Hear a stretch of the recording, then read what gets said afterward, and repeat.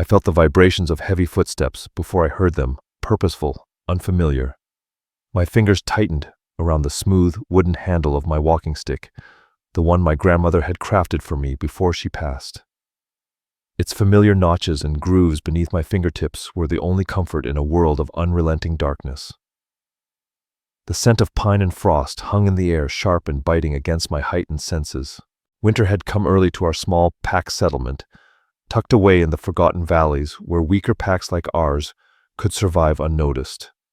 We were mostly Omegas here, those deemed disposable by stronger packs, those with flaws like my blindness. We survived through invisibility. Irindra. My friend Thalissa whispered, her breath warm against my ear, her voice shaking. Something's wrong. Strangers at the border, strong ones. She continued her words, carrying the weight of an unspoken dread. The community hall fell silent. Conversations fading like snuffed candles, and a cold gust of wind stirred the room. I could feel the collective fear. Rising heartbeats, quickening breaths, held. The monthly gathering, once a celebration of our meager harvest, had turned into something much darker. How many? I asked, my voice steady, though my heart raced like a trapped bird. At least 20, Thalissa whispered back, her voice tight with fear. Armed. They're wearing the Silver Crescent insignia. The Silver Crescent, the symbol of the Northern Kingdom. Even I knew what that meant. The most ruthless and powerful Lycan pack in 3 territories. Their king legendary for his cruelty and his empire built on the bones of weaker packs. We call him the Winter King, I muttered, my voice barely above a whisper. The mere thought of him sent a chill down my spine. No way would they come here. We have nothing they want. But the doors to the hall burst open. The first thing I smelled was expensive leather, metal, blood, and something else, something primal. It overwhelmed my Omega senses, flooding me with a cocktail of fear and a deep, involuntary awareness. Alpha pheromones more potent than any I had ever encountered. Chaos erupted. Screams, chairs scraping against the floor, bodies hitting the ground. I stood frozen, disoriented by the noise. My walking stick clutched to my chest like a useless shield. Where is she? A voice cut through the confusion, cold and deep as a mountain lake in winter. Where is the blind Omega? I felt my blood freeze. They were looking for me. Why would anyone, least of all the Winter King's men, want a blind Omega from a forgotten pack? I thought, panic rising in my chest. Run! Thalissa hissed, her fingers digging into my arm. Back exit now! But it was too late. Large hands seized me from behind, yanking me away from Thalissa's protection. I swung my walking stick wildly, connecting with something solid, the sound of a grunt bringing a fleeting moment of satisfaction. This one has spirit, a gruff voice said, too close to my ear. Is this her? Let me see. That same cold, commanding voice echoed again. I could feel the crowd around us go deadly silent as rough hands spun me around, though I couldn't see. I knew I was being appraised, evaluated like livestock. I lifted my chin, refusing to cower, even as my limbs trembled. What's your name, Omega? The voice demanded. Why should I tell you anything? I spat back, summoning all the defiance I could muster. A collective gasp rippled through the hall. No one spoke to alphas that way, let alone whoever this was. A low chuckle devoid of warmth. Your name, he repeated, or I'll have my men burn this pitiful settlement to the ground. Nitya. The threat hung in the air, and I knew with bone-deep certainty that he meant every word. The lives of everyone I knew hung on my answer. Zoraya. I surrendered, hating the defeat in my voice. Zoraya, he repeated, tasting the syllables like they held some kind of power. The seer was right. You are the one. Confusion replaced my fear for a moment. What are you talking about? I'm nobody. I'm blind. A defective Omega. His finger brushed my chin, tilting my face up. I flinched at the unexpected touch. His skin was surprisingly warm against mine, contradicting his cold demeanor. "Your blindness is precisely why you are valuable, little Omega," he murmured. "You see without seeing." His voice dropped to a near whisper, meant only for me. "You're coming with us." "No." I jerked away from his touch. "This is my home. My pack is no longer your concern," he cut in sharply. "You belong to the Northern Kingdom now. You belong to me." The possessive declaration sent an unwelcome shiver down my spine. "Who are you?" I demanded, though deep down I already knew. I had known the moment he entered the hall. "I am Kalinar, King of the Northern Territory, and all lands beyond the Frost Mountains." His pride and authority washed over me, making my knees weak. "And you, Zoraya, are coming to my castle." Before I could protest further, I was effortlessly thrown over his broad shoulder like a sack of grain. My walking stick, my grandmother's last gift, clattered to the floor. "Wait!" I cried, reaching back futilely. "My stick, please." There was a pause, muted orders, then the sound of someone retrieving it. Small mercies from a merciless king. The journey north was a blur of terror and discomfort. I was bundled onto a horse secured against a hard, mail-clad body. The king himself, I realized with growing horror. And we rode without stopping except to water the horses. The cold grew sharper with each passing hour as we climbed higher into the mountains. I tried several times to engage him to understand why I had been taken, but Kalinar offered only cryptic responses about prophecies and visions. When exhaustion claimed me, I slumped against his chest, hating myself for finding comfort in his warmth as the mountain winds cut through my inadequate clothes. The king himself, I realized with a chill creeping through me, and we rode on, non-stop, only halting to water the horses. The cold grew more intense with each hour we ascended. The air thinned as we climbed higher into the mountains. I tried several times to strike up a conversation to understand why I had been taken, but Kalinar gave only cryptic responses about prophecies and visions. When exhaustion finally overtook me, I collapsed against his chest, loathing myself for finding warmth in his presence even as the mountain winds sliced through my inadequate clothes. I woke to a shift in my surroundings. The sounds were different, enclosed, echoing.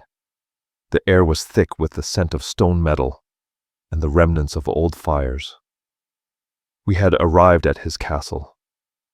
"Take her to the East Tower chambers," Kalinar commanded, passing me to another set of arms. "See that she's bathed and properly dressed. No one is to touch her or speak to her unnecessarily." "Yes, my king," replied a soft female voice. I was led through a labyrinth of corridors, up winding staircases, the unfamiliar territory making my blindness more pronounced than ever. Without my mental map of home, I was utterly lost. The woman, a beta by her scent, prepared a bath, scented with unfamiliar oils. She helped me undress without a word, respecting her king's command for silence. The hot water was a shock to my system after the cold journey. Despite my anxiety, I felt some of the tension ease from my muscles. "Why am I here?" I asked as she dried my hair with a soft cloth. There was a brief hesitation before she spoke. "The king will explain when he's ready." "And when will that be?" I demanded. "He's requested your presence at dinner," she replied. "Dinner with the Winter King." The thought sent waves of fresh anxiety through me. She dressed me in silk, the first silk I'd ever worn, and styled my blonde hair in an elaborate fashion. I couldn't see as she worked.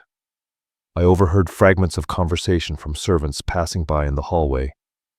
"Third Omega this month. Won't last any longer than the others. Full moon approaches," they murmured. My hands began to tremble. What had happened to these other Omegas? Why had they been brought here, and where were they now? When the beta left me alone, I carefully explored the chamber. I mapped out the space in my mind: a large bed with fur coverings, a lit fireplace, a window locked tight, a wardrobe filled with clothes too fine for someone like me, and a door also locked from the outside. I was a prisoner, though a well-kept one. Hours later, the door opened. Heavy footsteps. Elena was approaching. "Are you going to tell me why I'm here now?" I asked without turning proud of how steady my voice remained. "You'll join me for dinner first," he replied, not a request but an order. "And if I refuse," I asked, my voice laced with defiance. "You won't refuse little Seer. You're too curious about your purpose here." Damn him for being right. I allowed him to take my elbow and guide me through the castle. We descended several flights of stairs, crossing what felt like a great hall, the echoes of our footsteps bouncing off the stone. We entered a smaller, warmer room, filled with the smells of roasted meat and wine. My stomach clenched in unwanted hunger. "Sit," he said, placing my hand on the back of a chair. I sat, feeling the weight of his gaze on me. "You must be hungry," he said, placing a plate before me and guiding my hand to a fork. "Eat." "Trust nothing," my instincts warned. But what choice did I have? Starvation would only weaken me, and I needed my strength. I ate cautiously at first, then, with more enthusiasm as flavors I had never experienced exploded across my tongue. In my small settlement, food was merely sustenance, not a pleasure. This meal was a revelation. "Why am I here?" I asked again, between bites. Elena was silent for so long I thought he wouldn't answer. Then he spoke, his voice low. "Our pack seer had a vision of you. A blind Omega with hair like spun gold who would see what others cannot." "I don't see anything," I said flatly. "That's rather the point of being blind." His fist hit the table with a force that made me jump. "Don't play games, Omega," he snapped. "The seer spoke of your ability to sense events before they happen, to know truths hidden from others." I frowned, recalling the strange moments in my life when I had known things I shouldn't have, when I felt deaths before they occurred, when I warned pack members of dangers I couldn't possibly have known about. Things my pack had chalked up to heightened senses, compensating for my blindness. "So I'm here to predict the weather for you. Tell your fortune." I tried to make light of it, but fear crept into my voice. "You're here to save my life," he said bluntly. The fork clattered from my fingers. "What someone in my inner circle is planning to assassinate me during the upcoming full moon celebration." His voice was cold matter-of-fact. "I need to know who." I shook my head. "You're insane. I can't. You can, and you will." Elena's chair scraped back. I felt him circle the table, his presence looming over me. "You will attend the pre-full moon gathering tomorrow night," he continued, his voice cold and commanding. "You will tell me who among my advisors and pack leaders plans to kill me. And if you try to run or refuse to cooperate, I will send my army back to your little settlement and burn it to the ground." My heart pounded, anxiety rising. How am I supposed to identify a would-be assassin? I can't even see their faces. His fingers threaded through my hair, tilting my head back. I gasped at the intimate gesture, feeling the threatening gentleness of it. "You'll find a way, little seer," he murmured. "Your life depends on it. All the lives you care about depend on it." In that moment, a wave of hatred for him washed over me, pure and raw. But beneath that anger there was something else, something I couldn't admit. A strange fascination. He was more than just my captor. "Get some rest," he said, releasing me. "You meet my court tomorrow. You begin to earn your keep." When he left, I was left alone in the vast cold chamber. Melis's walking stick was clutched tightly in my hands, its familiar grooves grounding me in a world that was no longer mine. Somewhere within this stone castle, a traitor plotted against a king who threatened everything I loved. And somehow I was caught between them, tasked with uncovering a killer. What choice did I have but to try? Sleep was elusive that night. The bed, though luxuriously soft compared to the straw mattress I'd known, felt like a gilded cage. I tossed and turned, listening to the strange sounds of the castle, distant footsteps. The howl of wind through mountain passes muffled conversations outside my door. Guards stationed to make sure I didn't escape, as if I could navigate this unfamiliar fortress in perpetual darkness. When dawn finally broke, I felt it rather than saw it. A subtle warmth in the air, a shift in the castle's energy as the servants began their daily routines. The lock on my door clicked, followed by light footsteps. Thalissa the beta from yesterday entered. "Good morning," she said, her voice neutral. "I've brought breakfast and fresh clothes. The king requests you be ready by midday." "Does the king's prisoner have a name?" I asked, sitting up and turning my face toward her voice. A brief pause, then, "Thalissa. My name is Thalissa." "Thank you, Thalissa. I'm Zoraya," I offered, seeking some connection in this cold stone prison.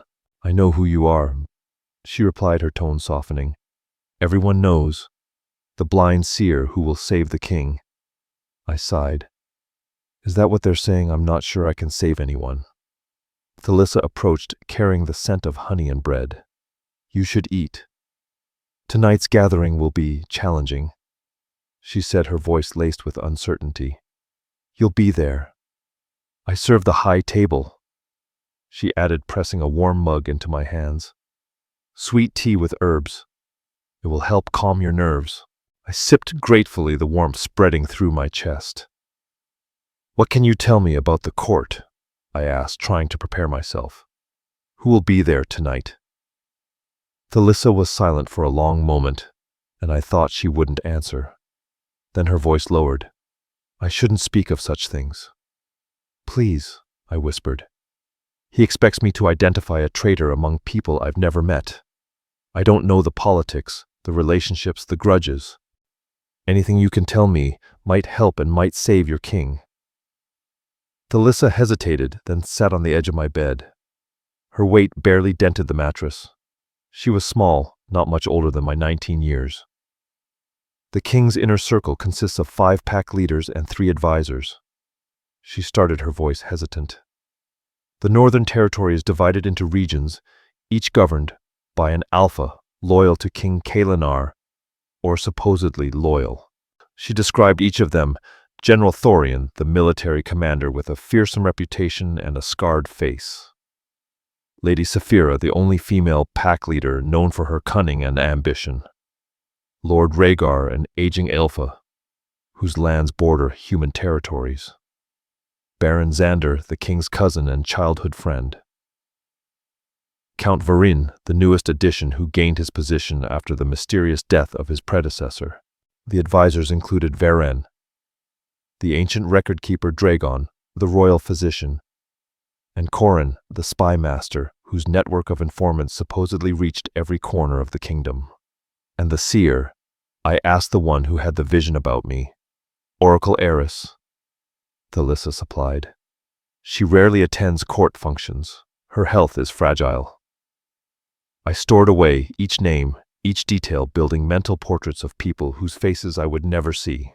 "Are there rumors, tensions I should know about?" Thalissa shifted uncomfortably. "Lady Saphira has always desired more power.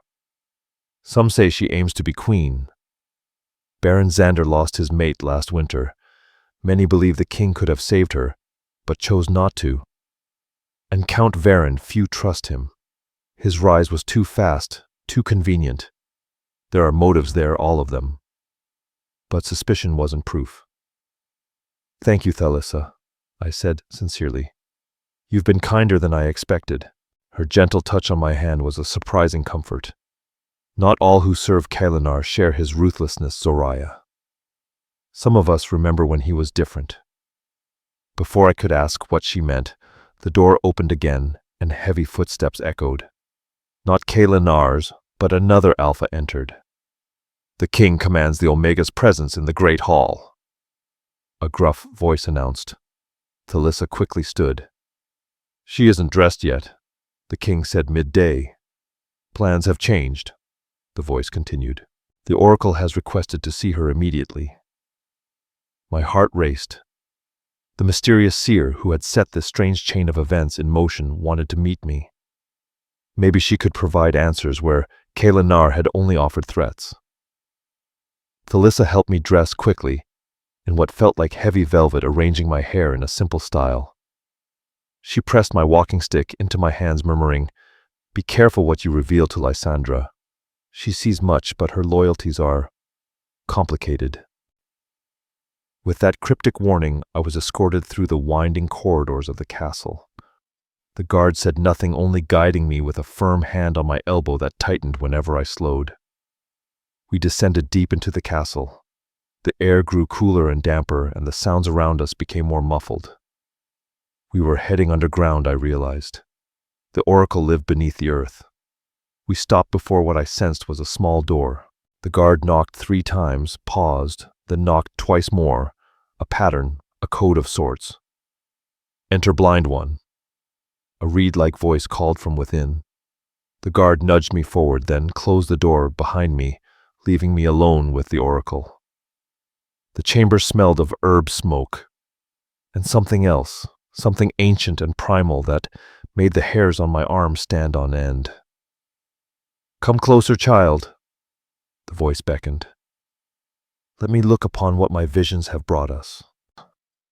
I stepped carefully forward, using my stick to navigate until it touched what felt like the edge of a table. "You've caused quite the stir in our kingdom," the oracle said. Her voice was surprisingly close. "The first Omega in a generation to enter these halls who wasn't brought as a potential bride. I'm here against my will," I reminded her, unable to keep the edge from my voice. "Because of your vision." "Ah, yes, my vision." She chuckled dryly. "Would you like to know what I truly saw, Zariah, of the Forgotten Valley?" I swallowed hard. "Yes. I saw a blind wolf walking where others feared to tread. I saw darkness consuming our king and a light." "Your light cutting through that darkness," I said, unimpressed. "I saw death and life intertwined around you both." "Vague," I observed. "Convenient for interpretation, however suits your needs." Rather than taking offense, Lysandra laughed, a surprisingly youthful sound from a woman I had assumed to be elderly. "You have spirit. Good. You'll need it." I felt her circling me, evaluating me, just as Kalinar had. "If you truly have the gift of sight, why don't you tell the king who threatens him? Why involve me at all?" "My gift shows possibilities, not certainties," she replied. "And some truths can only be spoken by those who have nothing to lose and everything to gain." "What does that mean?" I demanded. Her hand touched my face, her fingers cool and papery against my skin. "It means, little Omega, that you are more than a tool in this game of power and blood. You are the key." I jerked away from her touch. "I'm not playing games. Lives are at stake. My people's lives." "Kalinar threatened you," she interrupted sharply. "I know what he threatened. Our king has forgotten mercy in his quest for absolute control." Lysandra continued, her voice softening. "But you remind him of what he once was." "I've barely spoken to him," I protested. "You don't need to speak to awaken his memory," Lysandra said cryptically. "Now listen carefully. Tonight's gathering is a test, not just of your abilities, but of your courage. Trust your instincts above all else. Your blindness is not your weakness, Zariah. It is your strength. You see what others miss because you're not distracted by the masks they wear." Before I could ask more, she pressed something small and metal into my palm. "Keep this with you tonight. When the moment comes, and you'll know when, hold it tight and remember what I've told you." I closed my fingers around the object, a pendant of some sort, engraved with a pattern that I traced with my fingertip. A crescent moon overlapping a full moon. "The king approaches," Lysandra said, suddenly moving away. "Remember, Zariah, you are not here by accident or just because of my vision. Some fates are written in the stars long before we recognize them." The door opened, and I recognized Kalinar's scent immediately. Pine snow and that unmistakable alpha musk that sent my omega senses on high alert, yet somehow strangely calmed me. "Oracle?" His deep voice reverberated through the small chamber. "I see you've met our guest." "I've met your salvation, Kylenar." Lysandra replied, a challenge in her tone. "Whether you deserve it remains to be seen." The tension between them was palpable, crackling like lightning before a storm. Two powerful forces used to being in control now at odds. "Inexplicably, me," Kylenar said, his voice a low growl. "Come, Zoraya." "Zoraya," Kylenar repeated, ignoring Lysandra's sharp words. "There are preparations to be made before tonight." He set his hand, replacing the guards on my elbow. But where the guard's grip had been painfully tight, Kylenar's was oddly gentle. I slipped Lysandra's pendant into the folds of my dress, somehow knowing it should remain a secret between us. As Kylenar led me away, Lysandra called after us, "Remember my king. Sometimes what we hunt is hunting us in return." Her laughter followed us down the corridor, setting my already frayed nerves further on edge. "What did she tell you?" Kylenar demanded once we were alone, his pace quickening. "Nothing useful." I lied, testing the limits of his power over me. "Only riddles and cryptic warnings. She's quite theatrical, your seer." His grip tightened for a moment, then relaxed. "Lysandra has served the Northern Kingdom since my grandfather's time," Kylenar said. "Her methods are unorthodox, but her visions have never been wrong." "And if her vision about me is wrong," I challenged, "if I can't identify your would-be assassin?" We stopped abruptly. I felt Kylenar turn toward me, his body heat radiating as he leaned in closer. "Then pray to whatever gods you worship that I'm feeling merciful when the full moon rises." The threat hung between us, but something in his voice had changed. A note of uncertainty that hadn't been there before. I wondered what Lysandra had awakened in him with her words about mercy and memory. "I'll do what I can," I said, finally, my voice soft but firm. "But I can't promise miracles." "I don't believe in miracles, little seer," Kylenar replied, resuming our walk. "Only in power and those wise enough to respect it." We ascended from the underground chambers toward the upper levels of the castle. I clutched my grandmother's walking stick in one hand and felt the outline of Lysandra's pendant through my dress with the other. Between these two talismans, one from my past, one from my uncertain future, I would somehow find a way to navigate the deadly court of the Winter King. The royal bathing chambers were a marvel I could only experience through touch, scent, and sound. Steaming water bubbled up from natural hot springs beneath the castle, filling a pool large enough for several people. The air was thick with moisture, and the scent of lavender, rosemary, and something wilder, more primal filled the air. "You must be presentable tonight," Kylenar had said before leaving me with two female servants. "These women will see to your needs. When you're finished, you'll be taken to your new chambers to prepare for the gathering." New chambers. I wondered if that was a good sign or just another facet of the elaborate game being played around me. The servants, both betas by their scent, worked in respectful silence, washing my hair with scented oils, scrubbing my skin until it felt raw and new. I surrendered to their ministrations, using the time to think. Between Thalysa's information and Lysandra's cryptic warnings, I had pieces of a puzzle but no clear picture. Someone close to Kylenar wanted him dead, but was it for power, revenge, or something deeper? And what about Kylenar himself? The ruthless king who threatened my pack one moment, then touched me with unexpected tenderness the next. A man who inspired both fear and unwavering loyalty in those around him. What had Lysandra meant when she spoke of him forgetting mercy? "Your hair shines like moonlight," one of the servants murmured, breaking protocol as she carefully combed through my wet locks. The king was right to request the silver dress. I flinched at the personal observation. "He chose your clothing," she added with a nervous pause. "I shouldn't have spoken. Please forgive me." "It's all right," I reassured her. "I won't tell anyone." Did he? I asked, my curiosity piqued.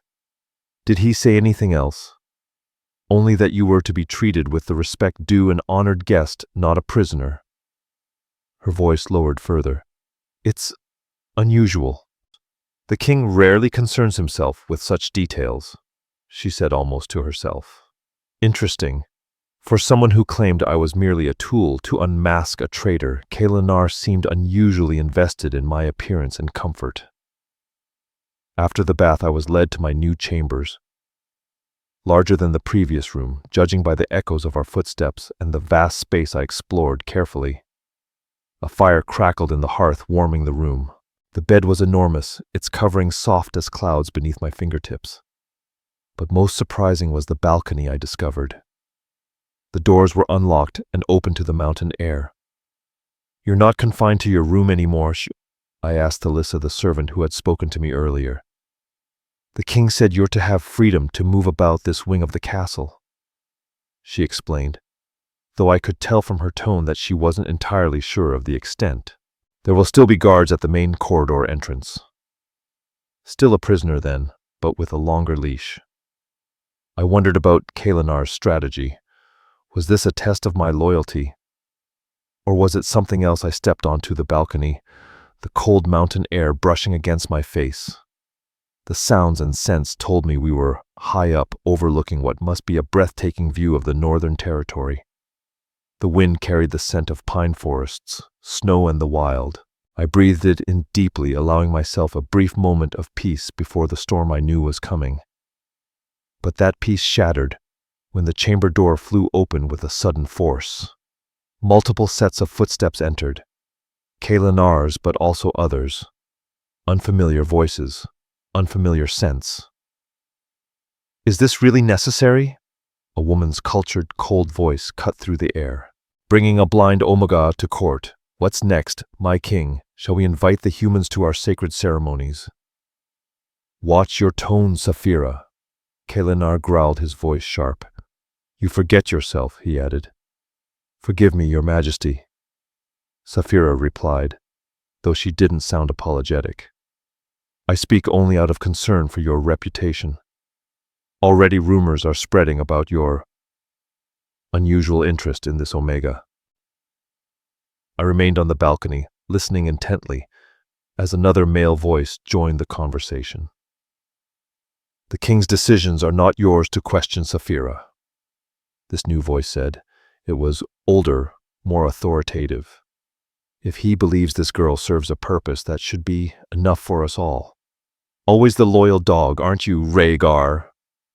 Saphira shot back, her voice laced with disdain, even when loyalty borders on blindness.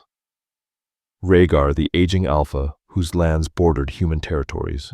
I committed their voices to memory, adding them to my mental catalog of the court's players. Enough, Elena commanded. The authority in his voice silenced them immediately. Zoraya, come inside, he called.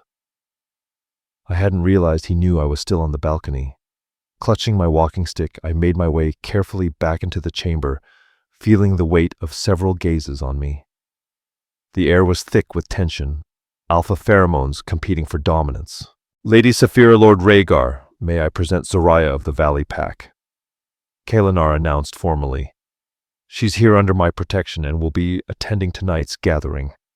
A pleasure, my dear, Rhaegar said warmly as he approached. I felt him bow over my hand in a courtly gesture I wasn't familiar with.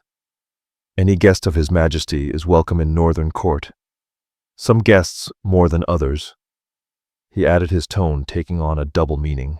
Saphira muttered under her breath, just loud enough for me to hear. Her scent approached the expensive perfume, barely masking the natural alpha musk. Undercut with what I identified as jealousy, I noted. Tell me, Omega, what special talents bring you to our king's attention? You must be extraordinary. The insinuation in her tone made my cheeks burn, but I lifted my chin, refusing to let her intimidate me. I'm simply a guest, my lady. As for my talents, perhaps you'll discover them for yourself in time. A sharp intake of breath from her suggested my mild defiance had surprised her.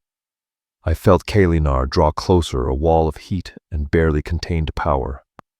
Zoraya will be seated at the high table tonight, he announced. Between myself and Baron Xander came Rhaegar's observation. Curiosity laced his voice. Indeed, Saphira chimed in coldly.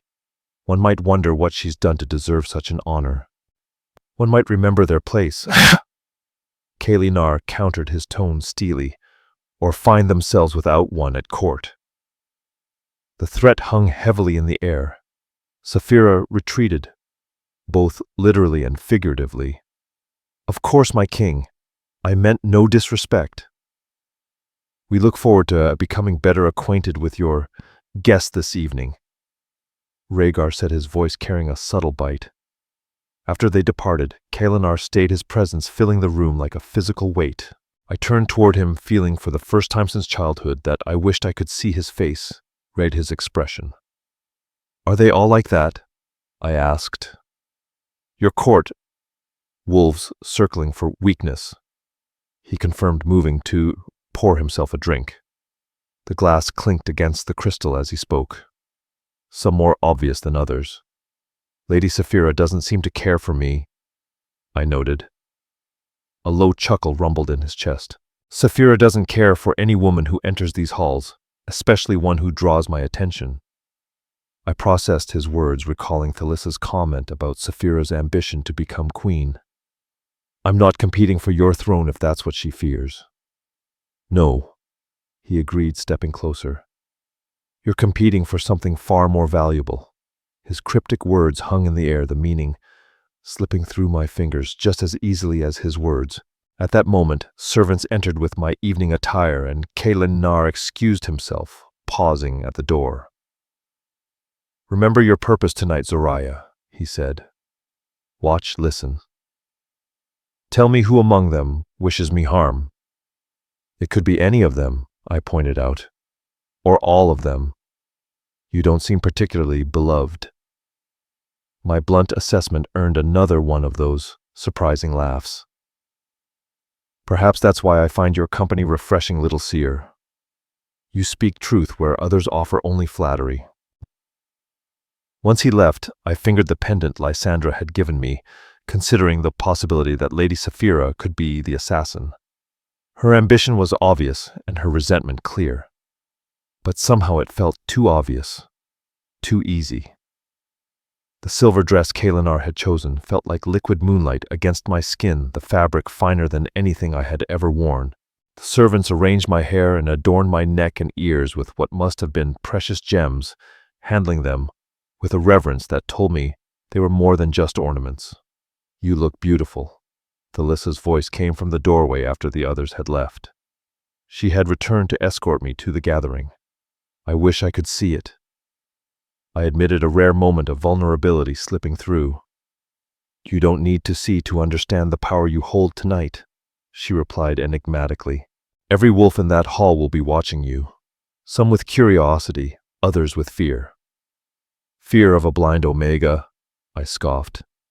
Fear of the unknown you represent, Thalissa clarified. Of the king's interest in you. Power doesn't always look like physical strength, Zoraya. Her words echoed in my mind as she led me through corridors filled with increasing activity. Voices, footsteps, the rustle of formal attire, all growing louder as we neared what had to be the great hall. The sensory overload threatened to overwhelm me. We paused at what I sensed was an antechamber. The king will come for you himself, Thalissa explained. It's a significant honor being escorted by him and seated at his side. It sends a message. What message? I asked, my chest tightening with nerves. That you are under his protection and that you matter to him. Before I could process her words, another set of footsteps approached. Familiar now. Kalinar's scent spiced with something new.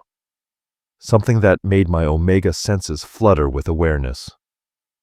Leave us, he commanded Thalissa, who quickly obeyed. Alone with him, I became acutely conscious of my elaborate appearance, wondering what he thought of me. The thought unsettled me. I shouldn't care what this ruthless alpha thinks of me, I told myself, but my nerves betrayed me. Nervous? He asked, his voice closer than I expected. Would it matter if I was? I countered, lifting my chin. His fingers brushed my cheek, a touch so light I might have imagined it. You're safer at my side than anywhere else in this kingdom tonight, he said. Because you need me to identify your would-be killer. Because I've marked you as mine, he added simply. My breath caught in my throat. I'm not yours. I'm here under duress in case you've forgotten your threats against my pack. Kalinar stepped closer, his presence a wall of heat and barely restrained power. And yet you wear my colors, my jewels, and you'll sit at my right hand, he said, his tone low. The court will see only one thing tonight, Zoraya. And Omega, he added with a touch of finality, the king has claimed. A convenient shield, I realized aloud. If they believe I'm important to you, your enemy might reveal themselves through their reactions. Well said, little seer, Kalinar murmured approvingly. Now we have roles to play. Take my arm. I hesitated only for a moment before placing my hand on his offered arm. The muscle beneath his fine formal attire was solid as steel. One last thing, Kalinar said, his voice lowering. Baron Xander, my cousin, will try to engage you. Be wary of him. Since his mate's death, he's changed. The warning caught me off guard. You suspect him? I suspect everyone, he replied grimly. That's how I've survived this long. With that, we entered the great hall. The overwhelming cacophony of sound almost disoriented me. Hundreds of voices, music, clattering dishes. Then slowly, silence descended as our entrance was noticed. The pressure of countless stairs pricked my skin. His Majesty King Kalinar of the Northern Territory, announced a formal voice, and his honored guest, Lady Zoraya of the Valley Pack. Lady. They had given me a title I hadn't earned. Another part of this charade, I supposed. Kalinar guided me forward with surprising care, subtly indicating steps and turns with gentle pressure on my arm. We moved through the crowd which parted before us like water. Whispers followed us, curling through the room like a wind stirring tall grass. The Winter King with an Omega at his side. So strange, so empty, they murmured. What game is he playing now? She's lovely but blind. What use is she to him? I held my head high, remembering Melis' words. Your spine is steel, your heart is fire. Never let them see your fear. As we reached what must have been the high table, Kalinar leaned close to whisper in my ear. Remember why you're here. Listen. Feel, trust your instincts. His breath against my skin sent a shiver down my spine. And stay close to me. The high table sat on a raised dais, lifting us above the rest of the gathering. Kalinar guided me to my seat with subtle touches, his hand briefly resting on the small of my back as I settled into the ornate chair. The gesture was intimate, possessive, and I knew it didn't go unnoticed by every observer in the hall. Whispers erupted, rippling through the crowd like wind through tall grass. Baron Xander, Kalinar said, may I present Lady Zoraya? The pleasure is entirely mine, came a smooth, cultured voice to my right. A hand took mine lips, brushing my knuckles in a formal greeting. Your beauty is even more remarkable up close, my lady. Xander's scent was complex. Alpha, certainly. But beneath it, I sensed something else. Amber and Ajed wine, mixed with an undertone of something darker grief, perhaps. A lingering sorrow that no amount of perfume or fine clothing could disguise. You're too kind, Baron, I replied, retrieving my hand and subtly wiping his touch away on my dress. Something about him felt wrong, though I couldn't pinpoint exactly what. I must say you're an unexpected addition to our gathering, Xander continued. My cousin isn't known for his appreciation of Omega companionship. You must be exceptional indeed, he added. Before I could respond, Kalinar's hand covered mine on the table, his thumb tracing slow circles against my wrist. The possessive display wasn't lost on Xander, who chuckled softly. "I see how it is," Xander murmured. "Well played, cousin." I resisted the urge to pull my hand away from Kalinar's touch. This was all a performance, a dangerous game where I was both pawn and player. As the evening unfolded, I was bombarded with waves of sensory information. Servants presented course after course of exotic foods I'd never tasted before. Wine flowed freely, though I sipped cautiously, keeping my wits about me. Between courses, Kalinar introduced me to a parade of nobles and officials. Each interaction revealed tiny fragments of the complex relationships at court. General Thorian, the military commander, spoke with clipped precision. His voice carried authority as he asked pointed questions about my background, my abilities, clearly suspicious of my sudden appearance at Kalinar's side. Count Varin, by contrast, oozed charm and flattery. A rose among thorns, he called me. But his honeyed words felt hollow, and something in his scent put me on edge. There was a sour note beneath his expensive cologne. Lord Rhaegar treated me with grandfatherly kindness, asking about my comfort and offering insights about court customs. "Our king rarely shows such favor," he whispered, as he bent over my hand. "You've accomplished the impossible, catching the interest of the Winter King." Lady Saphira kept her distance at first, but as the wine flowed, she approached our table. "I wonder," she said, her voice pitched to Carrie despite her pretense of intimacy, "what tales of the king's fearsome reputation reached your little valley?" Omega. Did they speak of his ruthlessness, his appetites? Saphira. Kalinar warned a dangerous edge in his voice. "Merely making conversation?" She replied innocently. "After all, our guest should know whose bed she's entering." The hall fell silent at her blatant provocation. I felt Kalinar tense beside me, his anger radiating from him like a storm waiting to break. Before he could respond, I found myself speaking. "In my valley. Lady Saphira, we speak less about others and more to them. Perhaps a custom your upbringing neglected." I smiled sweetly in her direction. "As for the king's reputation, it pales in comparison to the reality of his presence. Wouldn't you agree?"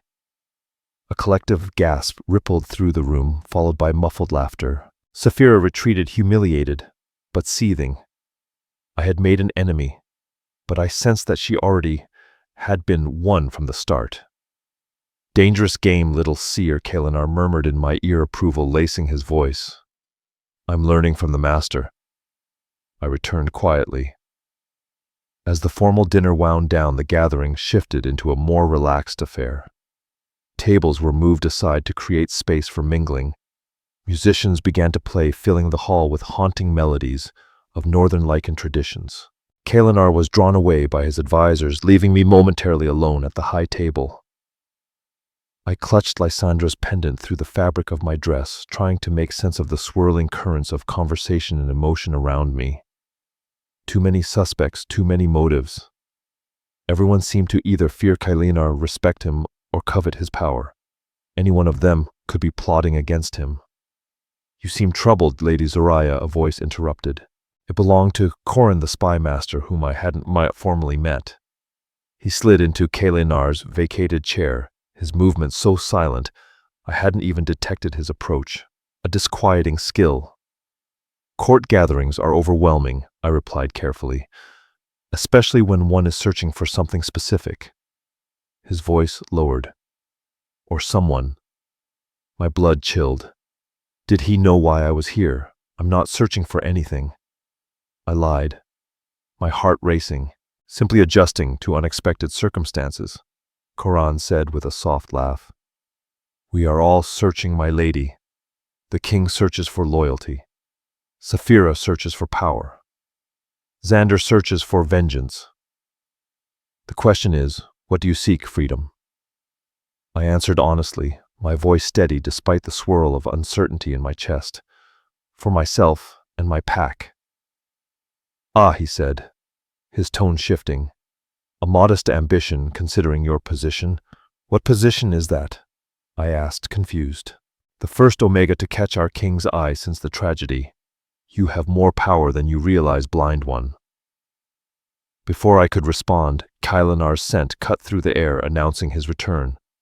Quran slipped away as silently as he'd arrived, leaving me with more questions than answers. What did he want? What did he say? Kylanar demanded, his voice tight with suspicion. To unsettle me, I think I replied, trying to maintain control. He mentioned a tragedy. What tragedy, Kylanar? I asked, pushing further. He was quiet for so long I thought he wouldn't answer. Then his voice came hollow and distant. It's not relevant to your task. It might be. Everyone keeps alluding to something in your past, something that changed you. I turned toward him, wishing I could see his face, read his expression. How can I identify who wants to kill you? If I don't understand why, his hand closed around my upper arm, firm, but not painful. Dance with me. What? I blurted out, taken off guard. You can, he said, his voice smooth, pulling me to my feet. I'll guide you. Everyone is watching, he added. This is part of the performance. Kylanar reminded me. Remember. He led me down from the dais to what must have been the dance floor. The music shifted to something slower, more intimate. Kylanar placed one of my hands on his shoulder, held the other in his, and settled his free hand at my waist. Follow my lead, he murmured, starting to move. Small, deliberate steps. I won't let you fall, he whispered. The dance became a strange counterpoint to our conversation, intimate words exchanged, surrounded by the court with physical closeness that felt both real and like a carefully crafted illusion. 5 years ago, Kylanar began, his voice pitched low for my ears alone. I was to be mated. Alara was an Omega from the Eastern Pax, daughter of an allied king. The match was political, but we'd grown fond of each other during her visits to court. He turned me, gently keeping our bodies close. The night before our mating ceremony, she was found dead, poisoned. The assassin was never identified. My heart squeezed unexpectedly. I'm sorry. I don't want your pity, Kylanar said sharply, his tone hardening. I'm telling you this because after Alara's death, I purged my court of suspected traitors. Blood flowed for months. Some called me ruthless, others mad with grief. But I survived, and my kingdom grew stronger because of it. And now someone is trying again. Kylanar's voice was grim, his words filling the air like a storm waiting to break. Pieces began to fall into place in my mind. That's why you're so convinced of betrayal. It's happened before. His hand tightened around my waist, his grip firm as his voice dropped low. History repeats itself, Zoraya. First with Alara, now with you. I'm not your mate, I reminded him, confused by the comparison. No, he agreed quietly, his gaze intense. But you're an Omega under my protection, and you've drawn the court's attention. Understanding dawned. If someone wanted to strike at me, I whispered, piecing the puzzle together, I'm a target too. Now you understand why you must stay close to me, he said grimly. Your safety depends on it as much as mine. The revelation cast the evening in a different light. Every introduction, every exchange had to be reevaluated. I wasn't just looking for someone who wanted Kylanar dead. I was now identifying who might want me dead as well. As we continued dancing, I allowed my senses to extend beyond our conversation. I focused, letting the whispers in the room trickle through my awareness. The king seems besotted, one voice murmured. Reminds me of Lady Alara. This won't end well for the blind girl. Full moon approaches, another whispered, and the pendant Lysandra had given me seemed to warm against my skin. As if responding to my heightened awareness, I focused on it, remembering her words, trust your instincts above all else. I closed my eyes, a meaningless gesture for me, but one that helped me concentrate. Sounds sharpened, my senses clarified, and then something else emerged. A sense of wrongness, a discordant note in the harmonious facade of the gathering. "Stop dancing!" I whispered urgently to Kalinar. He faltered, surprised. "What is it?" "Something's wrong." The feeling intensified, a pressure building in my chest. "Something's happening. Now." Before he could respond, a crash echoed from the high table. Shouts erupted and the music came to a sudden halt. "The king's wine!" someone cried out. "It's been poisoned." Kalinar's body tensed against mine, but I clutched his arm. "Don't!" I warned, a note of urgency in my voice. "It's a distraction." "What Kalinar's confusion was evident, but I was already orienting myself toward a new sensation. A subtle shift in the air currents from one of the hall's side entrances. "There," I whispered, pointing. "Someone just entered. Someone who doesn't belong." Kalinar signaled to his guards with a subtle gesture. I could feel their movement, the atmosphere shifting around me. The hall erupted into controlled chaos as royal guards surged to secure the area. Kalinar kept me pressed to his side, one arm around my waist as he barked orders. A sudden commotion near the indicated entrance confirmed my suspicion. Guards shouted. Metal clashed against metal. A body hit the floor with a heavy thud. "An assassin!" General Thorian's voice came through moments later. "Armed with a silver dagger. He's dead." Relief washed through me quickly, followed by confusion. This didn't feel right. Too easy. Too obvious. "Who was he?" Kalinar demanded. "A servant," Thorian replied. "No one recognizable." "Search him." Kalinar ordered, his tone cold and unyielding. "Find out who he served." The court buzzed with shocked conversations, and I could feel the shift in the room's energy. All eyes were now on me. Questions swirled about how I, a blind Omega, had detected danger before Kalinar's elite guards. "How did you know?" Kalinar asked, his voice laced with a mix of suspicion and curiosity. I touched the pendant through my dress. "Instinct," I said simply.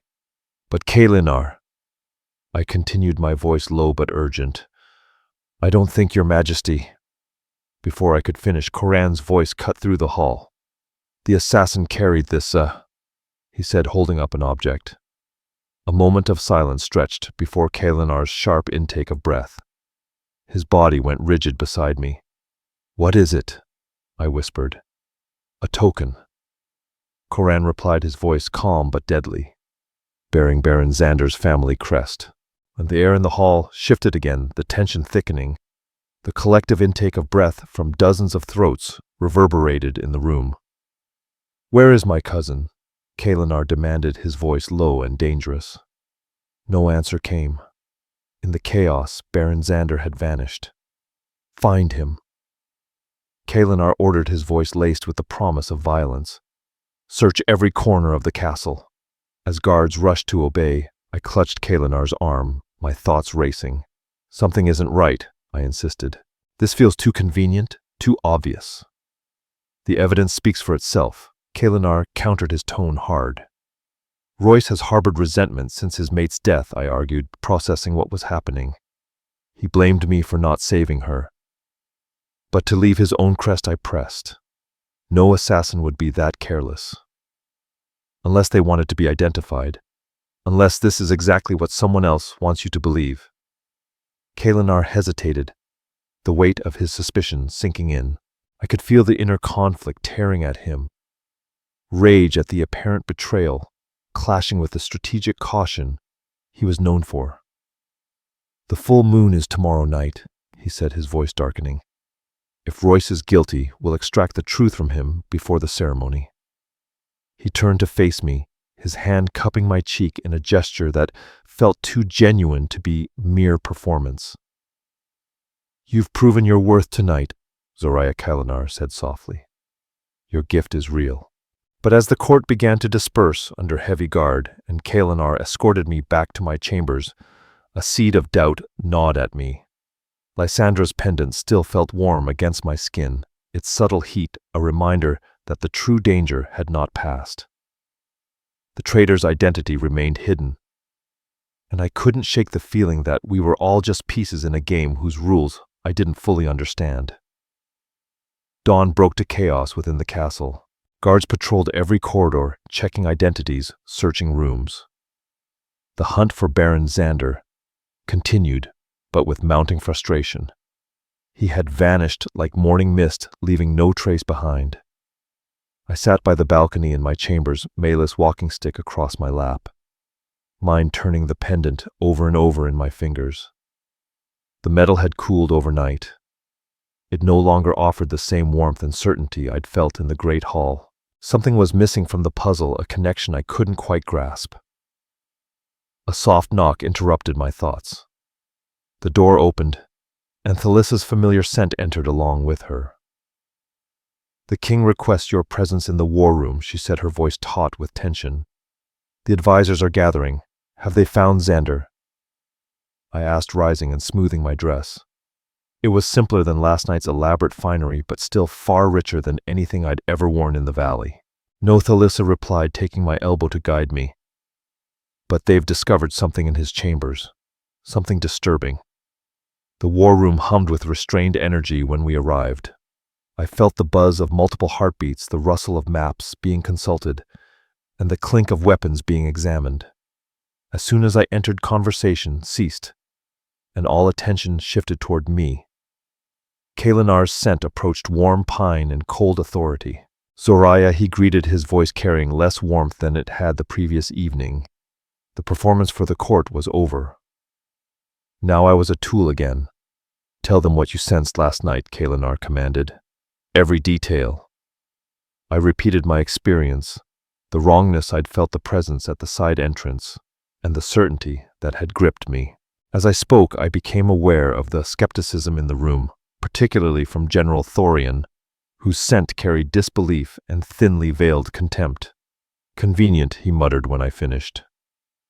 "The blind Omega mysteriously senses danger. Royce is implicated.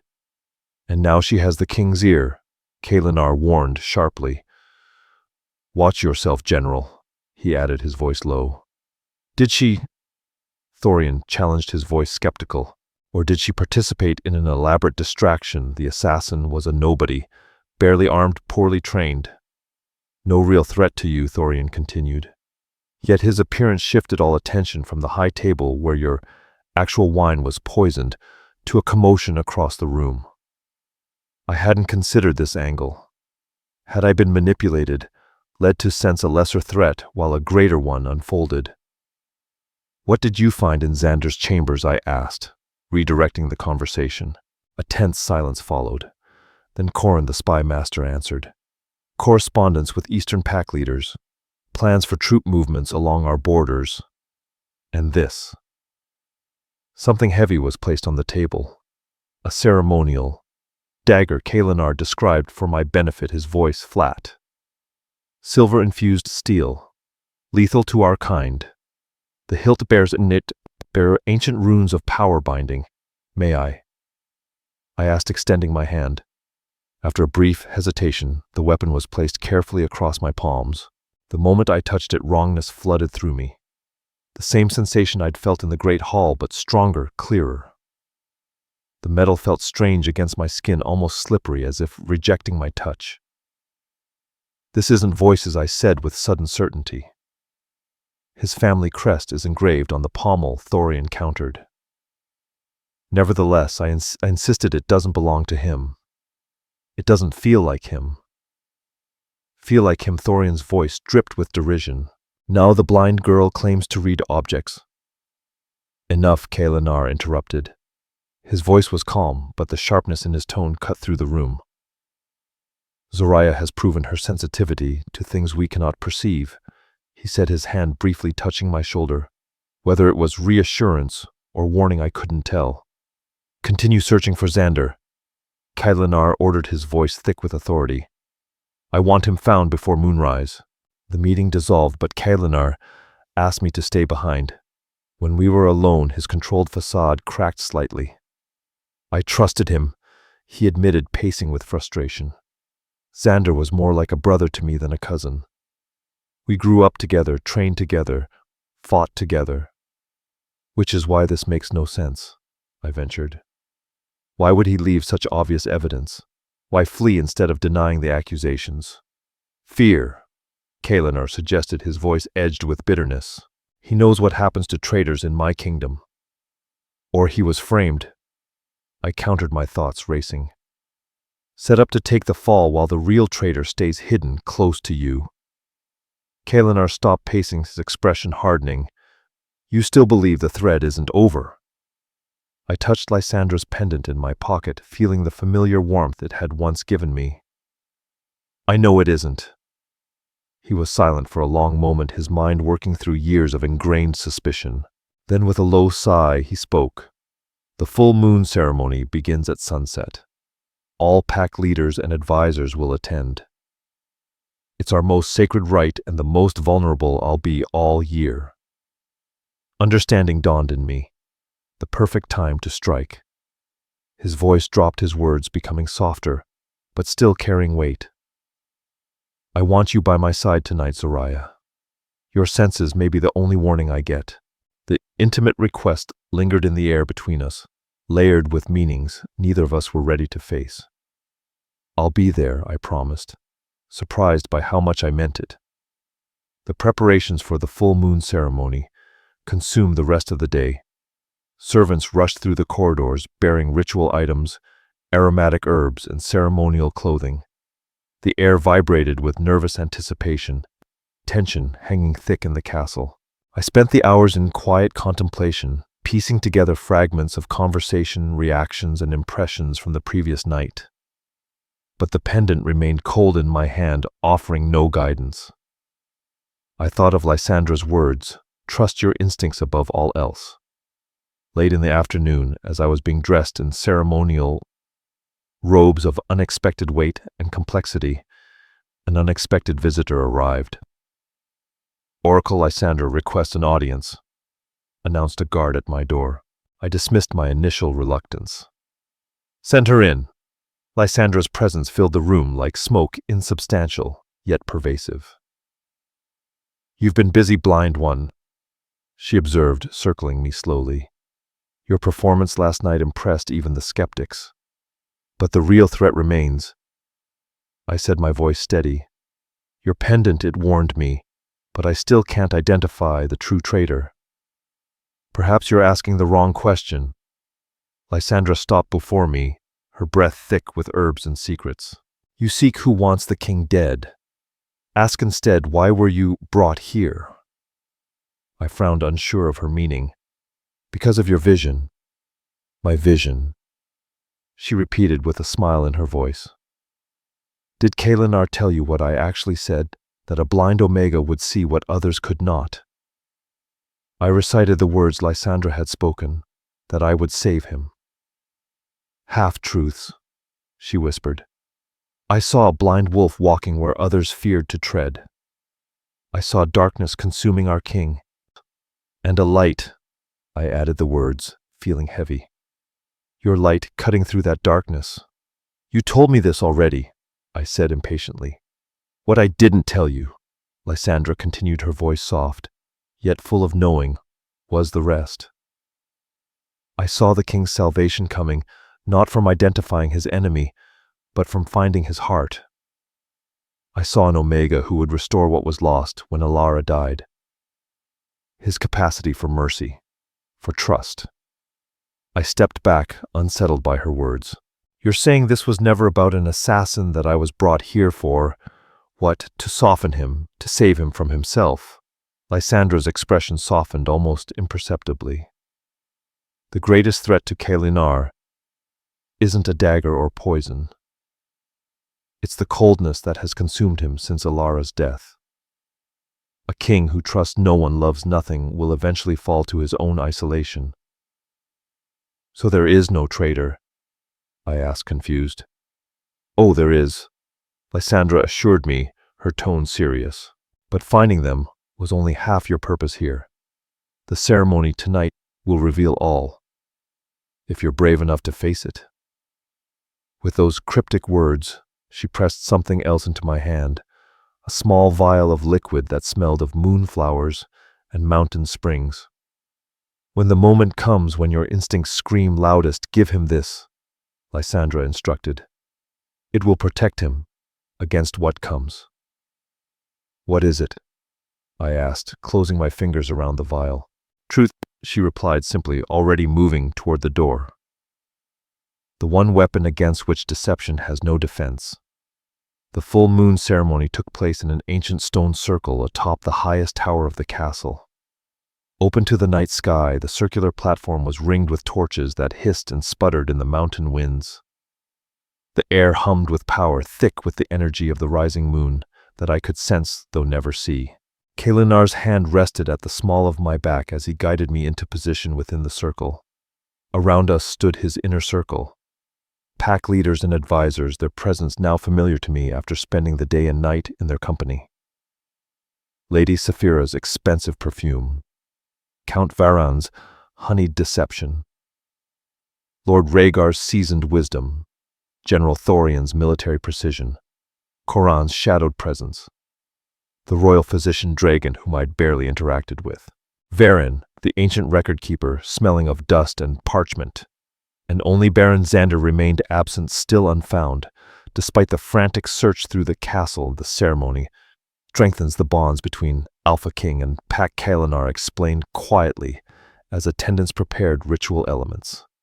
During the height of the full moon's power, I enter a state of heightened awareness, connected to every member of the Northern Territory through ancestral magic. "You become vulnerable," I surmised, piecing it together. "Yes," he admitted, "which is why the timing would be perfect for an attack." The ceremony began with chanting ancient words in the Lycan tongue that resonated deep within me, speaking to something primal and untouched. The air thickened with the scent of burning incense, filling the space with sacred smoke. One by one, the pack leaders approached Kalinar, each cutting their palms and pressing bloodied hands to his forehead in a ritual of fealty. I stood slightly apart, observing with senses beyond sight. The pendant in one pocket, Lysandra's vial in the other, waiting, watching, feeling. As the full moon reached its zenith, visible to everyone but me, the ritual entered its final phase. Kalinar knelt in the center of the stone circle, his arms outstretched, his head tilted back to bask in the energy vibrating through the air. And then wrongness. The same sensation I'd felt in the Great Hall, but amplified 100 times more intense. My heart raced, my skin prickling with an undeniable awareness of imminent danger. "Stop!" I cried, stepping forward. "Something's wrong." The chanting faltered. Kalinar remained kneeling, caught in the trance of the ceremony, vulnerable and open. I moved to his side, positioning myself between him and the source of the wrongness I now recognized. "You," I said, turning toward the royal physician. "It's you, Dragon." The gathering erupted in confusion. Dragon's heartbeat quickened his scent, spiking with fear and something else. "Something chemical." "This is absurd," Dragon protested, his voice shaky. "The Omega interrupts our sacred ceremony with wild accusations." "Not wild," I countered, keeping my body between him and Kalinar. "You smell of the same wrongness as the dagger found in Xander's quarters, the same as the poison in the king's wine." As I spoke, I felt Kalinar rising behind me, emerging from the trance of the ceremony. "Dragon has been my physician for 15 years, Kalinar growled, disbelief evident in his voice. "And treated Alara the night she died." I finished the connection, finally clear. "You didn't save her." "Why?" I demanded. Silence fell heavy as a tomb. Then unexpectedly, Dragon laughed. "Cold deranged." "Clever blind girl," he said, his voice shifting from the respectful physician to something darker. "Seeing what even the mighty Winter King could not." "Yes," he continued, his voice dripping with malice. "I ensured Alara never became queen. Her bloodline carried impurities, human ancestry, that would have tainted the Northern Territory forever." You killed an innocent Omega for bloodline purity. Kalinar's voice was barely controlled rage simmering beneath the surface. I protected our future, Dragon snarled. As royal physician, as keeper of genealogical records, I alone understood the threat. But you wouldn't listen, he sneered. You were besotted blind to the danger of diluting our pure Lycan blood. I felt the movement Dragon reaching into his robes. He's armed, I cried. Chaos erupted. Guards lunged forward. Dragon threw something a vial that shattered near Kalinar's feet, releasing a cloud of acrid smoke, silver particles filling the air. I realized in horror, deadly to Lycans when inhaled. Kalinar collapsed to his knees, choking. Without thinking, I pulled Lysandra's vial from my pocket, uncorked it, and pressed it to his lips. Drink, I commanded. To his credit, despite the betrayal and attack unfolding around us, Kalinar trusted me enough to swallow the mysterious liquid without question.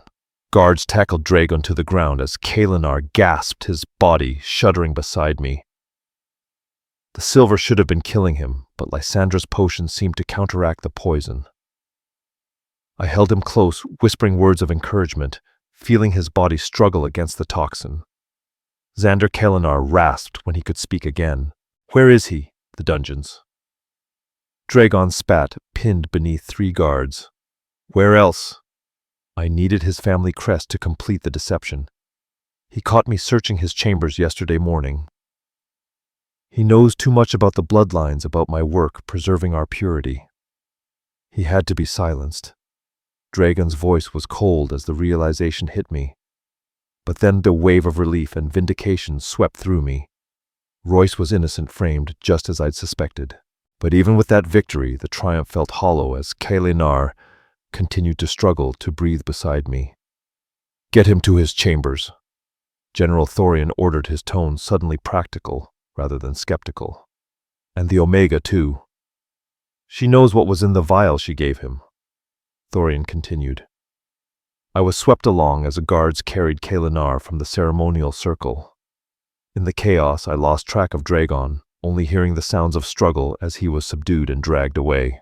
Hours passed in Kalinar's private chambers as he fought the silver poisoning.